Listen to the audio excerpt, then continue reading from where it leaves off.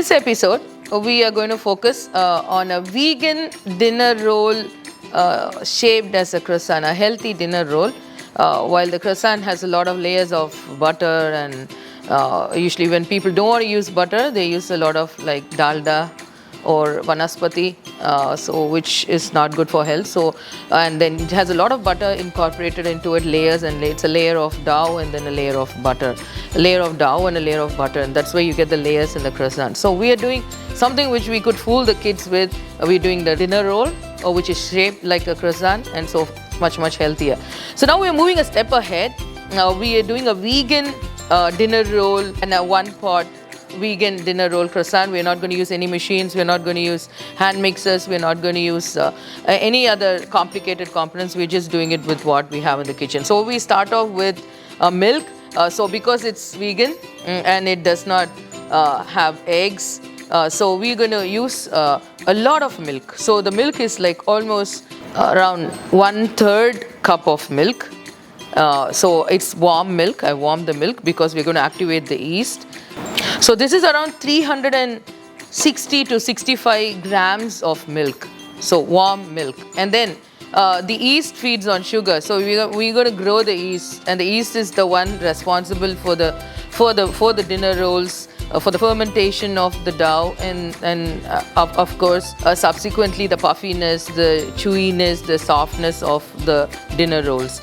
So I'm going to add sugar. So we're going to add specified quantity is around maybe around 45 grams, but then as usual I'm adding a little bit more because the Indian taste asks for a little bit more. I'm pushing it a little bit more across, and I'm adding 60 grams of sugar to the warm milk, and then I whisk it in. And then what goes into this is the yeast. So we're going to add, like, again, an excessive amount of yeast. Usually it's a tablespoon of yeast for 500 grams of flour. That's what I'm going to use, which is 7 grams in a pack. And so in this case, we're going to use 9 grams of yeast into this warm milk for 500 grams of flour. So the vegan asks for a little bit more on most of the components. So that's what we're trying to do here. So after I blend in the sugar a little bit, you don't have to focus on completely dissolving it. You could just go to the next step, add in the yeast,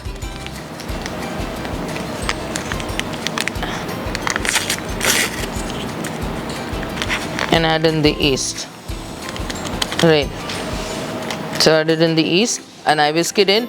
This step involves activating the yeast, which means you have warm milk, which is a substrate, and you have sugar, which the yeast would feed on, and then the yeast is immobilized, so we would activate it, which means you let it sit in the warm milk, feed on the sugar and grow, so that when you put it into the dough, then it's already active and it will ferment the dough. So that's what we are going to do. So we'll let it sit for 3 to 4 minutes or 5 minutes till this. We start off with a very white, which is the milky component in it, makes it look, the entire mixture look white, and then it's going to become a little bit off-white or vanilla color. So that is what is going to happen. So we are going to wait. I'm going to let it sit for maybe 3 to 4 minutes, and then we would resume. So we have let the yeast sit, and it's incorporated into the milk and also fed on the sugar. So it is now activated. At this stage, we see that it is kind of turbid. The entire mixture is turbid because of the fermentation that has started already. And so we see that the mixture is ready. So now what we do is, like, we add a teaspoon of yeast. So why do we add yeast into something that we are trying to make sweet? Is because sweet is enhanced when you add salt. So we're adding a teaspoon of salt into this mixture, and then we are going to blend it in. We're going to mix it just to incorporate it a bit, and then we're going to add the flour. So I'm going to use 500 grams of flour. So it's an entire pack. And then what I'm going to do is, like, first I start adding it in a little portion, and then I stop. So let's do it in batches. So the first batch, I start whisking it in. The first batch is very important because you have to blend it in so that it's completely smooth, it's fully incorporated with the mixture, the base mixture, which is the yeast and then the milk and then we have the sugar. So that's what I'm doing now, and once that's done, then we could get in the other part of it. So you don't have to do it like really in a lot of batches, but you have to do at least the first batch a little bit slowly so that it is completely incorporated, so that the rest would blend in easily. So that's what I'm doing now. So it's sort of done, and then I'm adding a big portion as a second batch. The amount of milk that you add can never be standardized in bread. So that is the technicality and the technical complication that would actually happen when you're doing bread. Unlike in cakes, bread, there's a lot of like, you feel it's inadequate and then you add in a bit, you take out bit. So that's what you do. So you add it slowly. You cannot take out what you added.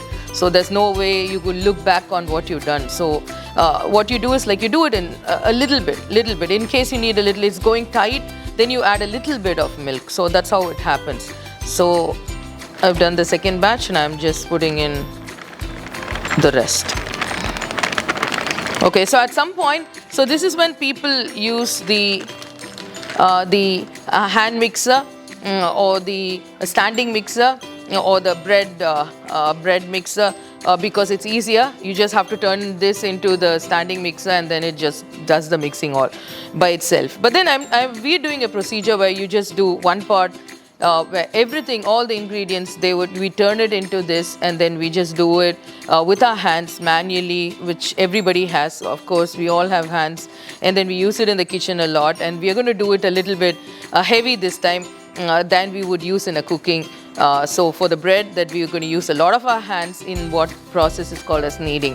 So that's what we are moving on to. So I see that as I'm moving this in, I'm showing you that this is a little bit dry, which means it's asking for a little bit of more water or a little bit of more milk in whichever case. So which I'm going to do it. Of course, there's going to be a little bit of more moisture which will add in because I'm going to throw in the butter at a later point of time. But at this stage, I feel that I would absolutely go with a little bit more milk, which I'm trying to do. It could also be milk, it could also be water. And then there's a stage beyond which you cannot actually use this.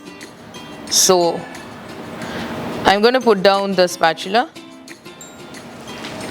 and then I'm going to go with my hands. So the mixture all throughout should be warm because you do not make the mixture grow cold, which will slow down the fermentation or the proof process as it's called, where the yeast mixture would work into the dough. So I'm just trying to incorporate it.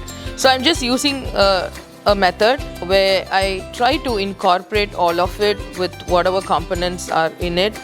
And then I would gauge whether I need to add a little bit of more water or a little bit of more milk or a little bit of more of whatever component that I want to add. So this is a stage that I gauge it. So I gauge it that I might require a little bit of more water. This is okay. This is a standard procedure which you would see on all YouTubers. They would come to a consistency where it is easier to work with, which is less sticky. Like people do not want it sticking all over their hands. And those buns are less chewy, less fluffy, maybe less moisture when you store it for a longer time.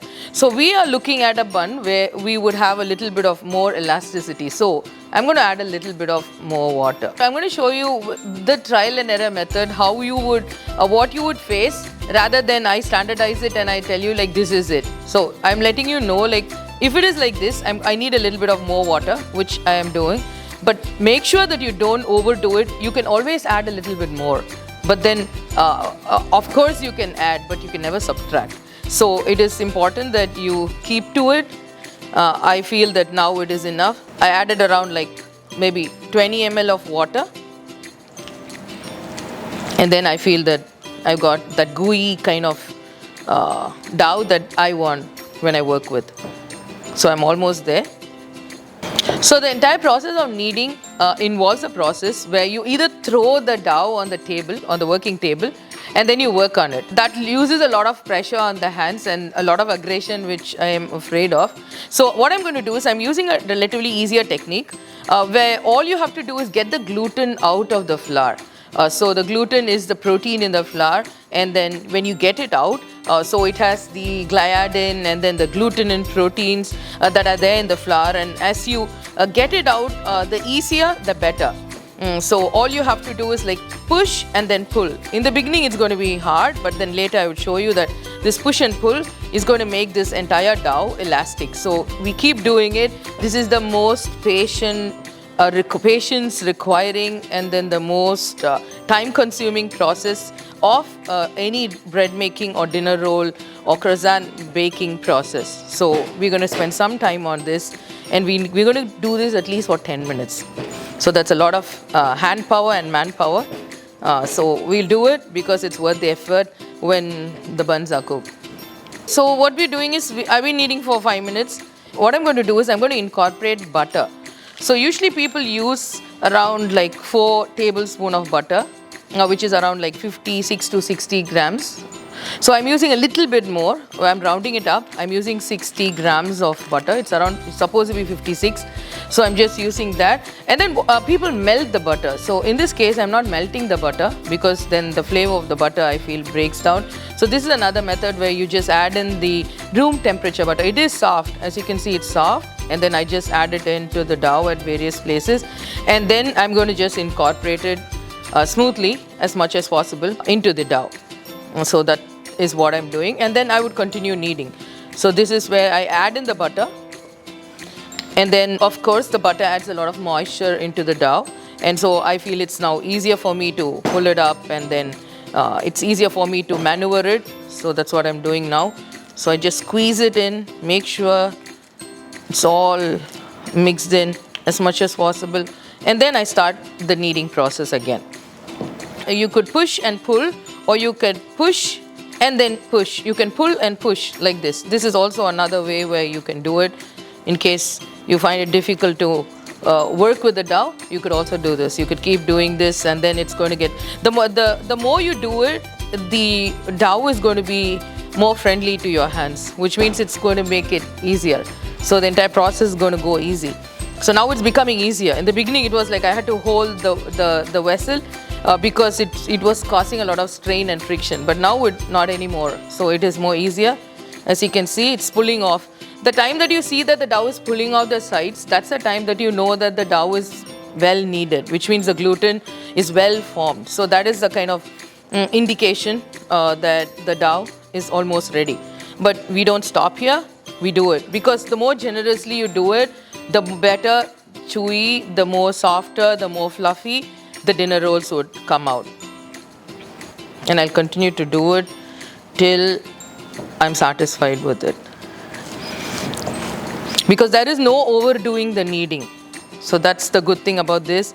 So the more you do it, maybe 10 to 15 minutes in terms of timing, and that should be adequate. So actually the dough ball is now pulling out. So, and as you see, it's becoming more elastic, and this is when I do this push and pull technique. So the elasticity of the dough is basically because the gluten is all out of the flour. So it's enriching the flour, and then it's going to also feed and become a substrate for the yeast, so that the fermentation process would be successful. So I'm going to set it aside for 30 minutes, depending, this depends completely on the room temperature, on the humidity, and we're living in India, and so we have in summer, so we have a really warm temperature here, hot temperature.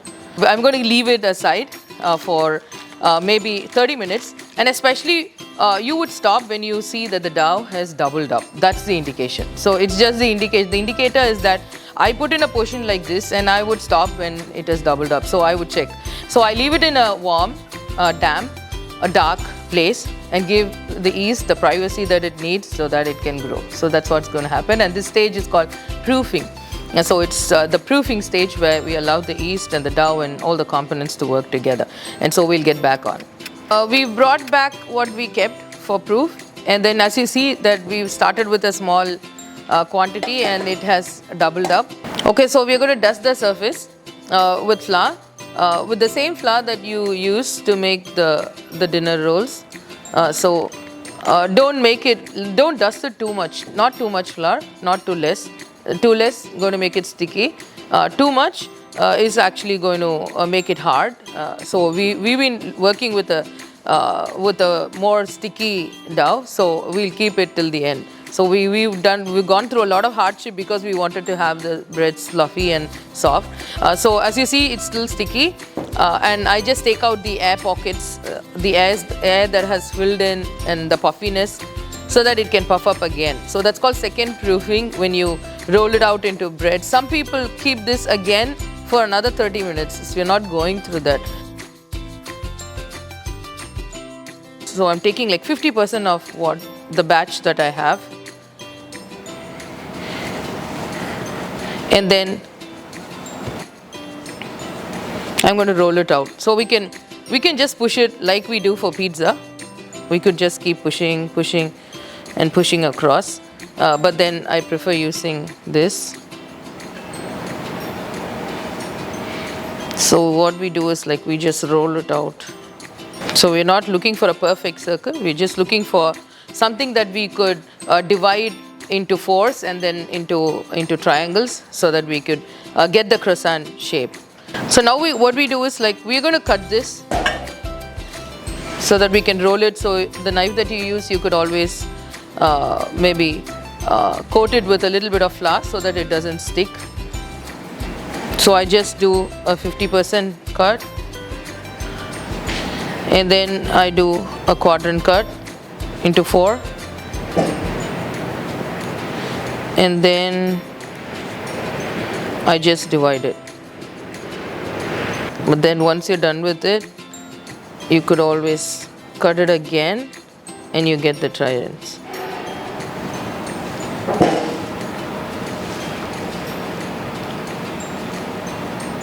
So this is what we're going to do. So we're going to roll it. So we need something that has a broader base and a tapering end. That's all we're looking for. It's no perfection here. It's just what you need to roll it right through. So I start rolling it, start rolling it, and I move to the very end, and then I give the shape of the croissant I want, and then I land it here. So the more you stretch, the broader your croissant is, the larger your croissant is going to be. So you could do really, because it's elastic, you could do a stretch, don't tear it, but then you could stretch as much as you can, and then you pinch it in so that it doesn't come out, and then you give it its turn. So whenever you keep it here, whatever you keep it here, the same shape is going to come. So the shape that you give is the final shape that is going to eventually you're going to see on your table. So you could also cut it into smaller rolls, like smaller triangles, so you will have many.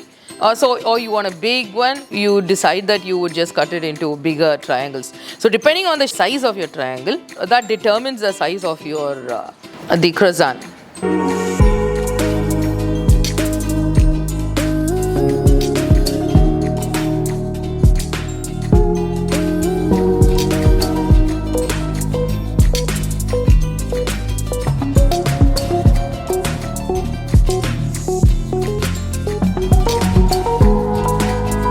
So once this is done, what we're going to do is like we're going to keep this for proofing, for it to double in size, which means like I lay a piece of the baking sheet on this and I keep it again in the same place, damp, dark, and also a place where there's maybe it's warm. So that it goes back to that place, and then we are going to bake it. So that's what's going to happen. So this goes back to the same place where I kept it for proofing.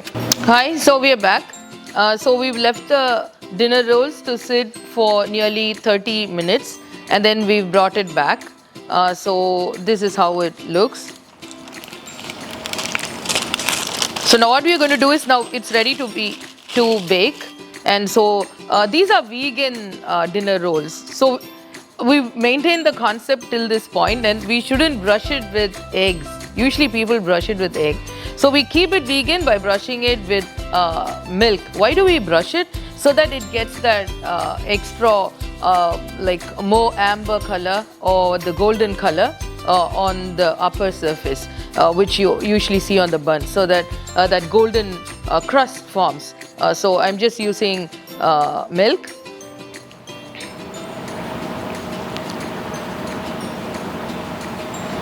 So it's very important that you don't push against the buns, but you just brush it delicately, because anything that you do to the buns at this stage is actually going to disrupt the structure and you can never redo it. Once it collapses at this stage, then you can never build it up again.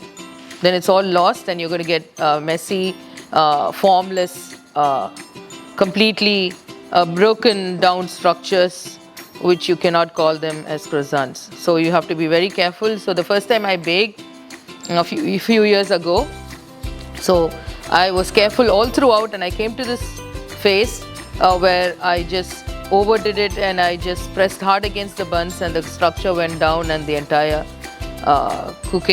baking session went for a toss.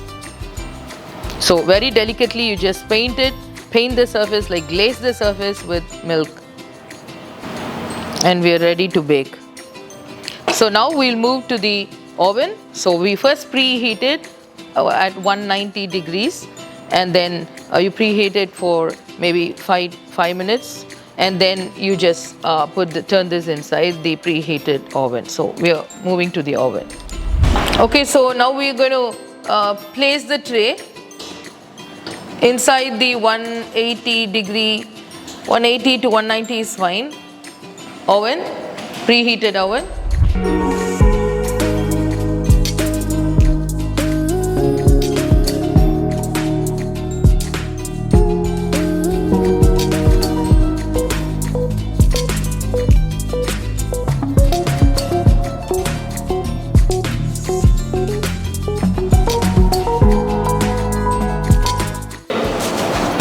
So we see that the buns are golden brown. That's how we want it to be.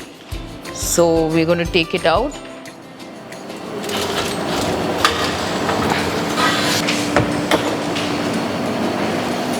And so now we've taken out the buns, and to give them that gloss, we're going to just give them a glaze of butter, so that it would have that gloss on its surface, and then it will also moisten the surface so that the dryness is gone.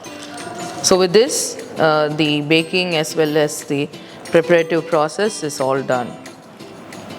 So the completely vegan dinner rolls shaped as croissants is all done.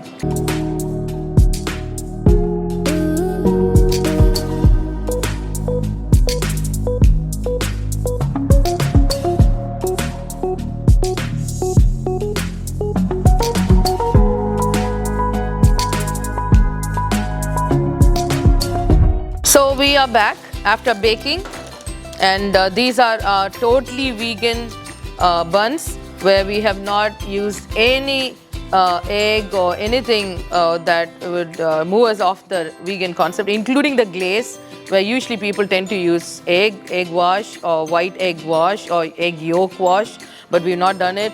So we've still achieved the golden brown color. And so here we have our one pot dinner rolls croissant. They look so much like croissant that any kid is definitely going to think that I'm eating a croissant, and they would go for it. And it is very soft. The entire texture, as I can break into it, is soft and smooth, and then it's light and chewy. So this is exactly what we wanted, and this we achieved only because we went through the entire strain of going through an elastic and a wet and a sticky dough. That's what gives it, and it's so soft, the entire structure, and the composition and the way the composure that it has is totally soft. And so these are our final products. So the entire smell that has filled this kitchen, we could never hold it into this video. So whatever we see here is very special, and you could just serve it for hot. with anything that would go with it, like chocolate topping, or maybe you could top it with honey. You could drizzle it with maybe chocolate cream glaze or whatever that your kids, or you could also have a topping that you could just use as a dip and whatever, and then it's ready to go. So we come to the end of this cooking session. So what we put on the table is a vegan dinner roll, croissant, one pot recipe. We would go for more baking sessions. The next time we would come up is with Yorkshire pudding, which is a very rare thing that we usually don't find in our Indian households or in an Indian kitchen, that we don't ever get to cook, but then it's a very easy thing, and then we'll go for it. So till then, bye bye.